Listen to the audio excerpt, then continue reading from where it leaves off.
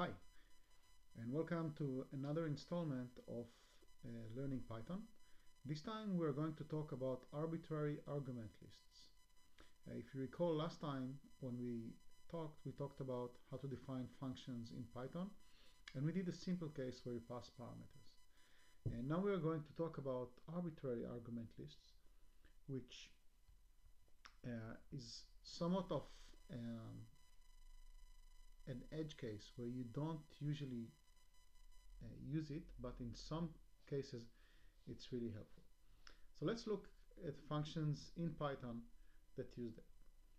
So if you look at the function zip that we have here in Python, which is a built-in function zip, the function zip, if you look at the signature here, it says it's getting an iterable. Iterable of something in Python that you can iterate over.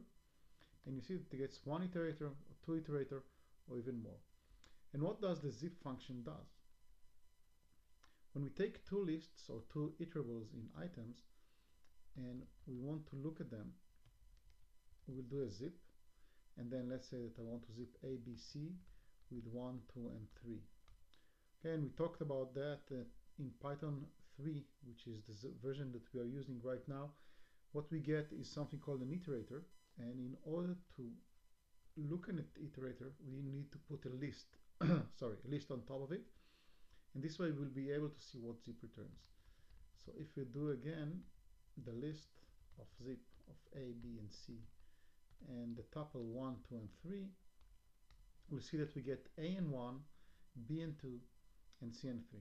And this is the first element, then it's a tuple of the first elements, then a tuple of the second elements, tuple of the third elements, etc., etc. However, zip works also if you give it another list. So let's say we give it now 10, 20, and 30. And this time we get A, 1, and 10, which is the first elements, B, 2, and 20, etc., etc. So for zip, it makes sense to have an arbitrary arguments list. This data type is sometimes known as a line list, where every column is a data type, a record. So the first ones are the first record, the second ones are the second record, etc., etc. And the question is, how do we define such functions that gets an arbitrary number of arguments, or also called variable argument function, or var args? And we do that in Python with the star. So let's say I define a function. I'll call it func. And I say that it gets star args, and this is something which we call, and we are just going to print the arguments. Okay, now I can call the function with no arguments, and then I'll get nothing. I can call the function with 3 arguments, and I get 3 arguments. And I can call the function with 4 or 5 arguments, and it will still work. Every time we get one thing. What is this type of this thing? If you remember, when we talked about data types, the things that have regular parentheses are called tuples. And if we change a little bit our function definition and say print also the type of args,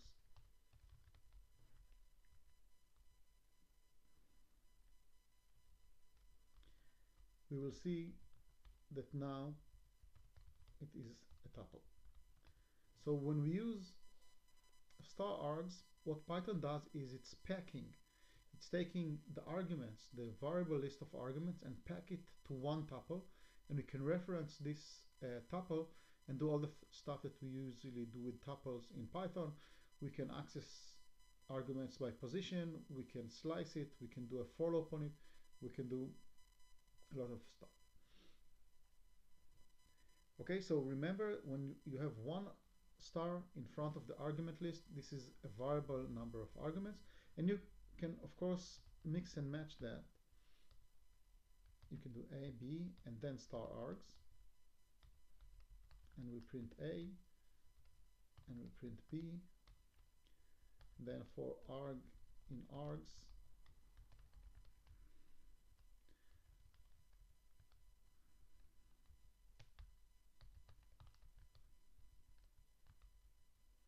we'll print the arguments. So now I have to have at least two two parameters. You see that func is saying missing two positional arguments a and b, and these are the ones that we want. But if I do 1 and 2, then we'll see that we're printing the first two, and then I can do with a and 1.0, and then I'll see that I get a and b from the function definition here in the top. A and b are 1 and 2, and then for every variable that I got in the tuple, I'm printing it. So these two, the a and 1.0, will be packed to one tuple at it. And as I said, we don't usually use this kind of definition for functions, but sometimes it makes sense. For example, we saw the built-in zip function that does that. To summarize, if you want to use a variable number of arguments, use the star args to define a function.